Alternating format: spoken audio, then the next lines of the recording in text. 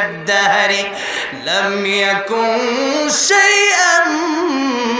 مذكورا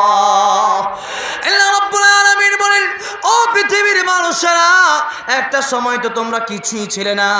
একটা সময় তো তোমরা নাপাক পানিও ছিলে না দুনিয়ার মানুষেরা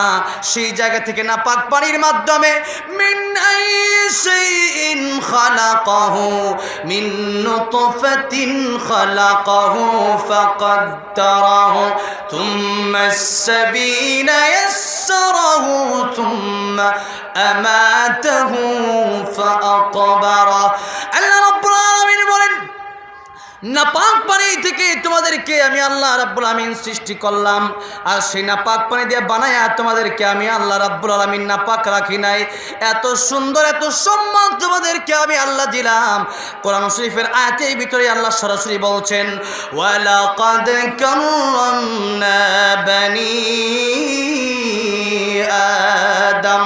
বনি আদমকে আমি আল্লাহ রাব্বুল আলামিন ফেরেশতার চাইতে বেশি মর্যাদা দিয়েছি এই বনি আদম যদি আমার হুকুম মানতে পারে তাহলেই তো তার দাম আছে আর যদি আমার হুকুম না মানতে পারে তাহলে উলাইকা কাল আনআমি বাল হুম আদাল্লু উলাইকা হুমুল গাফিলুন আল্লাহ বলেন